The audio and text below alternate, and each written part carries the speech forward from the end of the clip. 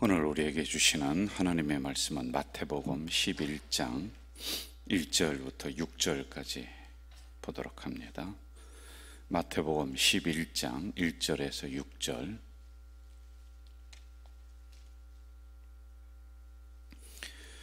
우리 한 목소리로 읽겠습니다. 1절부터 6절까지입니다. 예수께서 12 제자에게 명하기를 마치시고 이에 그들의 여러 동네에서 가르치시며 전도하시려고 거기를 떠나가시니라. 요한이 옥에서 그리스도께서 하신 일을 듣고 제자들을 보내어 예수께 여짜오되 오실 그이가 당신이오니까 우리가 다른 일을 기다리오이까.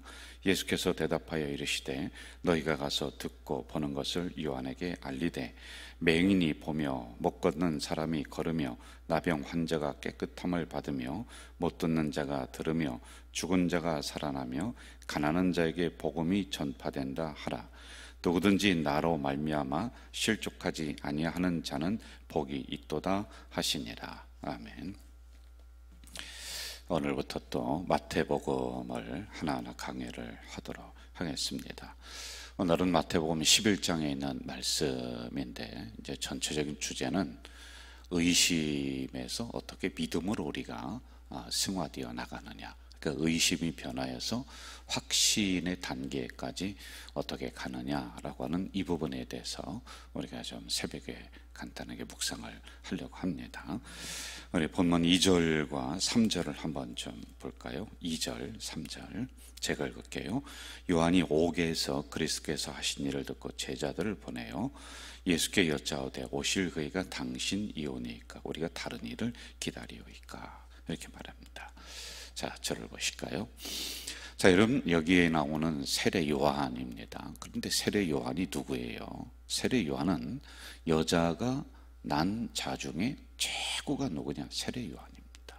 그러니까 여자가 난 인간들 중에는 가장 위대한 사람이 세례 요한이다, 이렇게 이야기를 하고 있단 말이에요. 그리고 이 세례 요한이 한 일을 보면은 광야에서 수많은 사람들을 향해 복음을 외칩니다. 예수가 하나님 나라 가까이 왔다. 그리고 불같은 메시지로 그들을 깨우는 사람이었어요. 그가 성령을 줄 때, 세례를 줄 때 성령이 하늘로부터 비둘기처럼 임하는 능력의 사람이었습니다. 그리고 그가 살아가는 모습을 보면은 아주 청빈했습니다. 먹는 것도 그렇고 입는 것도 그렇고. 그러니까 영적인 부분이나 육적인 부분이나 그의 삶이나 이런 모든 것들이 아주 거의 완벽할 정도로 이 정도의 사람이었다라고 하는 거예요. 자, 그런데 오늘 본문의 말씀에 보면은 이러한 세례 요한이 어떤 단계에 지금 있느냐면 그의 믿음이 지금 흔들리고 있단 말이에요. 의심이라는 것이 그 세례 요한 속으로 들어와 버립니다. 그래서 제자들을 향해서 야, 너희들 가서 저 예수라고 하는 사람에게 한번 좀 물어봐라. 당신이 진짜 메시아입니까? 아니면은 내가 다른 사람을 기다리면 좋겠습니까? 여러분, 지금 11장이에요. 그럼 앞에 이렇게 보면은요, 이 세례 요한이 예수님을 향해서 세례까지 베풀고 그의 신들매도 풀기도 감당치 못하겠습니다. 이런 만남의 과정이 있었어요. 분명히 있었습니다. 그런데 무슨 일인지 세례 요한이 이처럼 의심을 하고 있다라고 하는 것이에요.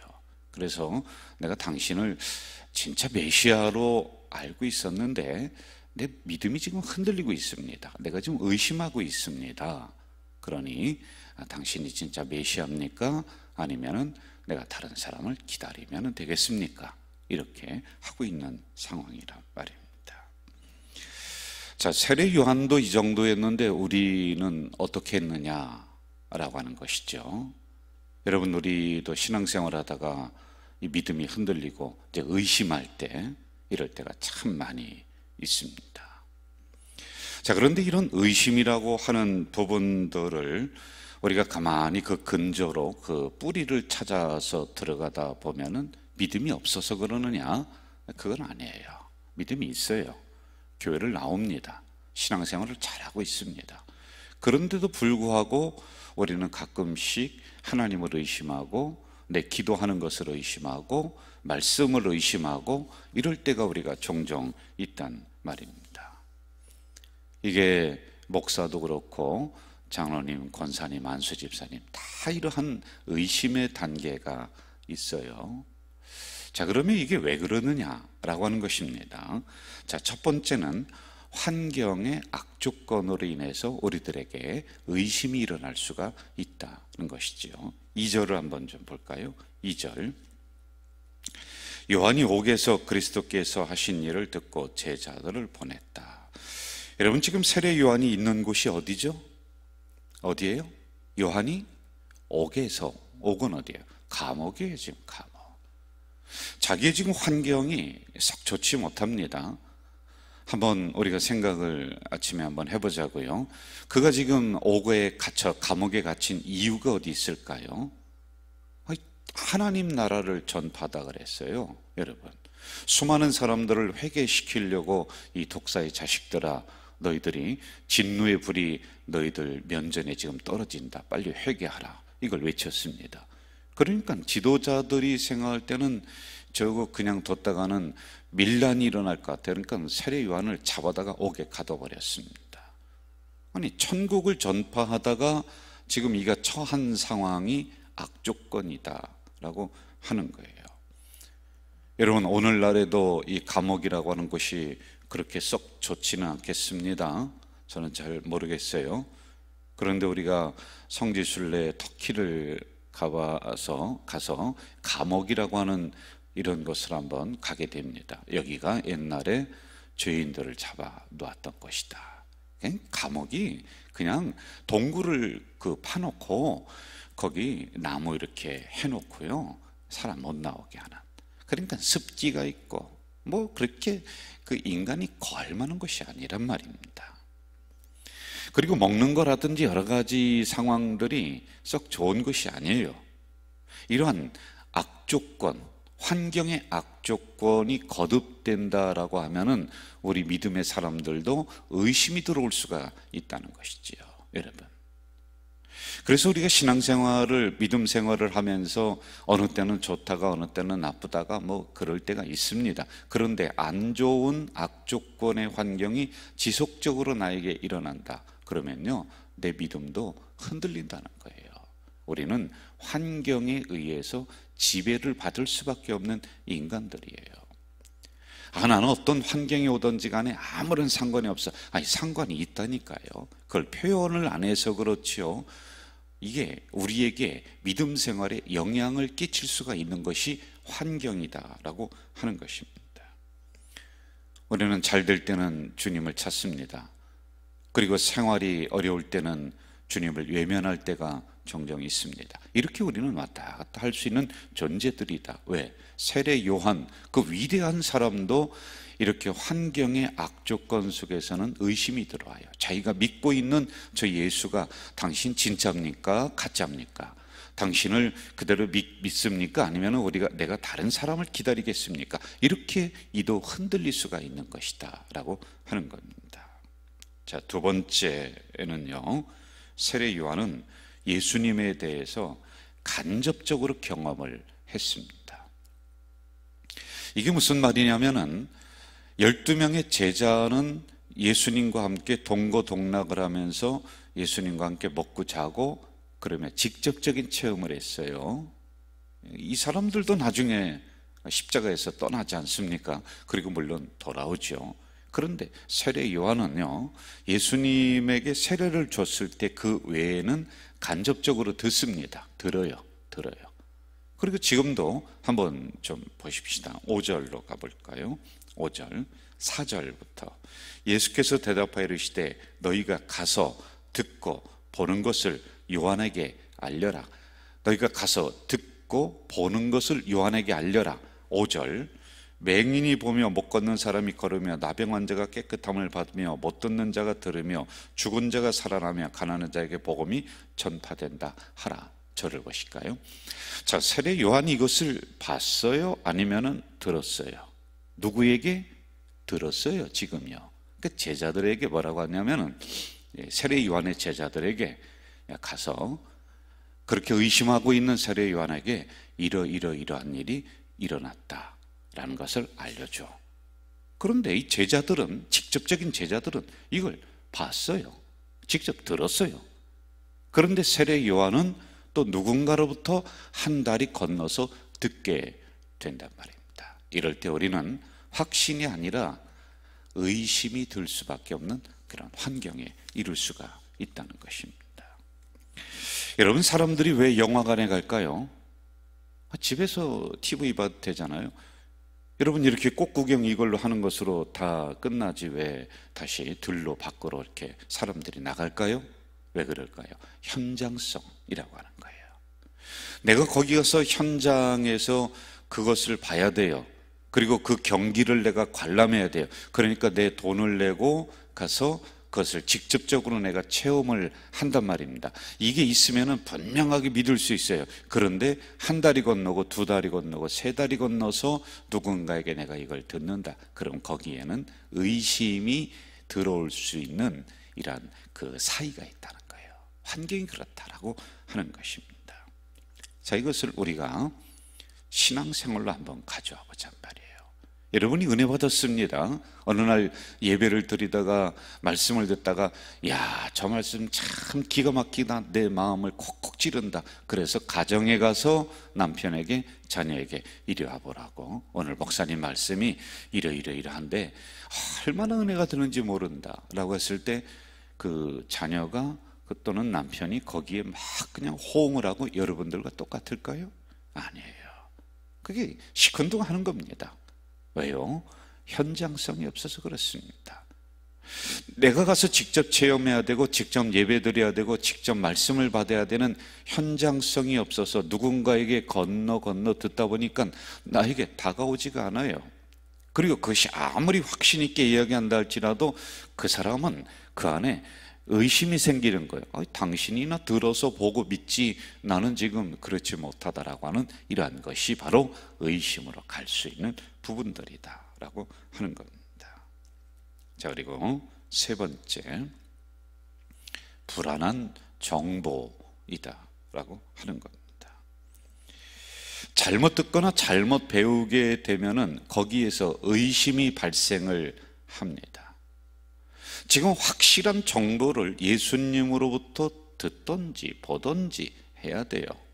그런데 한 달이 건넜습니다. 이러한 전달의 과정 속에서 예수님의 말씀이 그대로 전달이 되었느냐, 여러분, 우리가 인간적인 면으로 살펴볼 때도 이건 조금 불가능해요. 그대로 되지가 않아요. 제가 전에 우리 성도님들 예배를 드리다가 말을 전달하는 그런 어떤 실험을 한번 했어요. 그래서 몇 분을 나오게 해서 제가 이렇게 하나를 보여줬습니다. 구름 이렇게 보여줬어요. 그리고요, 이걸 뒷사람에게 속삭이듯이 얘기하도록 했어요. 그리고 또 전달 했더니 저쪽에 가서는 뭐가 나오느냐 하면은 먹구름 이렇게 나오는 거예요. 그러니까 불안한 정보를 전달받습니다. 분명하게 얘기 안 해요. 자기가 들은 것에 자기의 생각이 플러스 됩니다. 그리고 자기의 관념이 그 안에 들어가서 이 정보를 틀어버리는 거예요. 그래서 여기서는 좋은 사람 얘기했는데 몇 달이 건너다 보니까 나쁜 사람 이렇게 나온단 말입니다. 자, 이처럼 불안한 정보는 사람을 의심하도록 만들 수 있다라고 하는 겁니다. 자, 3절 한번 좀 볼까요? 3절 같이 한번 읽어봅시다. 3절 시작. 예수께 여짜오되 오실 그이가 당신이오니까 우리가 다른 이를 기다리오이까. 우리가 다른 사람을, 메시아를 기다릴까요? 아니면은 당신을 그대로 믿겠습니까? 여기까지 세례 요한도 갈 수가 있다라고 하는 겁니다. 자, 4절과 5절 제가 다시 한번 읽을게요. 예수께서 대답하여 이르시되 너희가 가서 듣고 보는 것을 요한에게 알리되 맹인이 보며 못 걷는 사람이 걸으며 나병 환자가 깨끗함을 받으며 못 듣는 자가 들으며 죽은 자가 살아나며 가난한 자에게 복음이 전파된다 하라. 잘 보시죠. 의심하는 세례 요한을 예수님은 꾸짖지 않습니다. 그냥 말씀으로 차근차근 설명하는 거예요. 자, 여러분, 여기는 아주 중요한 진리가 담겨져 있습니다. 우리 자녀들 때문에 기도하는 분들이 많아요. 안 믿는 남편 때문에 기도하는 분들이 많아요. 자, 그럼 자녀를 놓고 한번 좀 봅시다. 어릴 때 자녀를 데리고서 손잡고 교회를 잘 왔습니다. 그런데 이 자녀가 점점점 크다 보니까 뭐가 들어오냐면 이성이라고 하는 것이 내 안에 딱 들어와 버려요. 이성, 생각하는 거예요. 그런데 생각을 하다 보니까 꼭 엄마가 내 손을 잡고 교회를 가자라고 해서 내가 믿음이 있었던 게 아니라는 게 생각이 드는 거예요. 그때는 엄마의 강요에 의해서 어쩔 수 없이 나오게 됐습니다. 자, 그럼 엄마는 속이 아파요. 그래서 이 자녀를 놓고 막 혼내킵니다. 네가 어떻게 이럴 수가 있느냐, 교회는 나가야 된다, 예배는 드려야 된다. 그런데 여러분, 말을 잘 듣습니까? 안 들어요.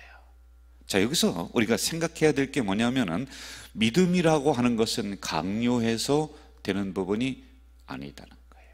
믿음은 강압적으로 꾸짖어서 그 믿음이 발생을 하고 믿음이 커질 수 있다라고 하는 것이 아니다라고 하는 것을 우리가 알아야 돼요.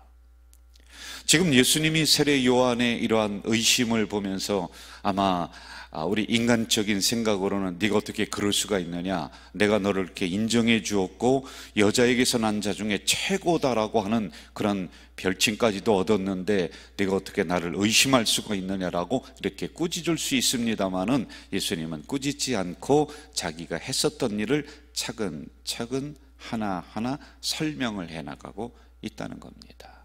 여기에서 이성이 발동을 하는 거예요. 우리의 생각이 발동을 하는 것입니다.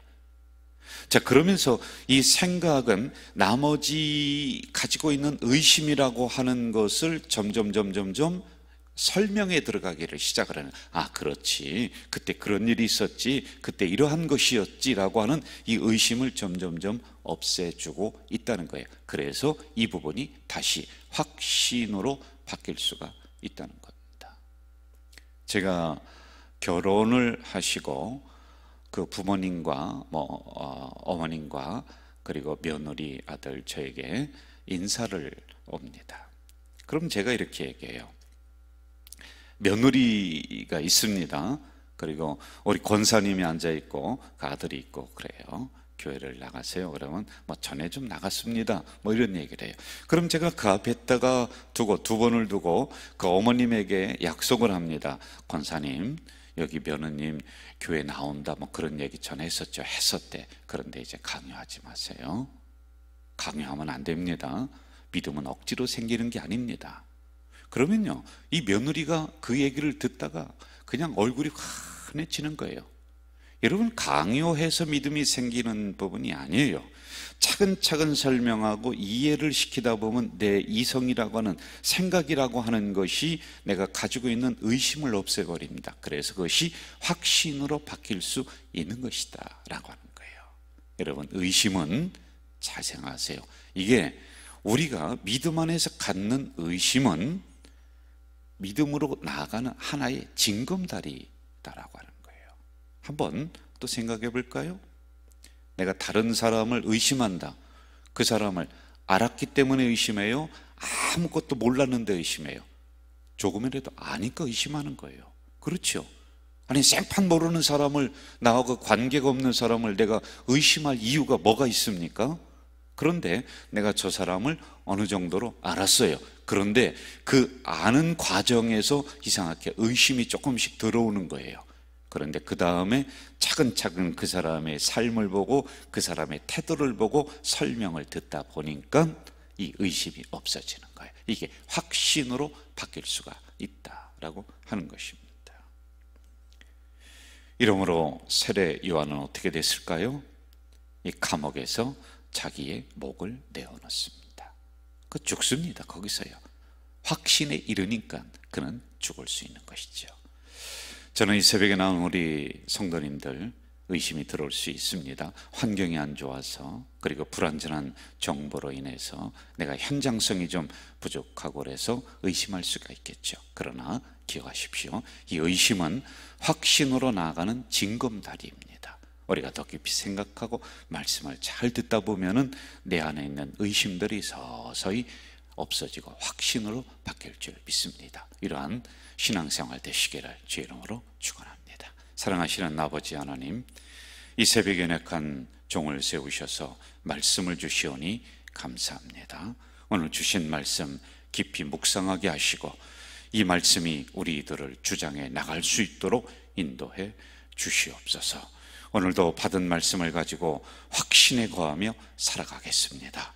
우리의 흔들리는 믿음을 온전하게 붙잡아 주시옵소서. 예수님의 이름으로 기도하옵나이다. 아멘. 하늘에 계신 우리 아버지, 아버지의 이름을 거룩하게 하시며 아버지의 나라가 오게 하시며 아버지의 뜻이 하늘에서와 같이 땅에서도 이루어지게 하소서. 오늘 우리에게 일용할 양식을 주시고 우리가 우리에게 잘못한 사람을 용서하여 준 것 같이 우리 죄를 용서하여 주시고 우리를 시험에 빠지지 않게 하시고 악에서 구하소서.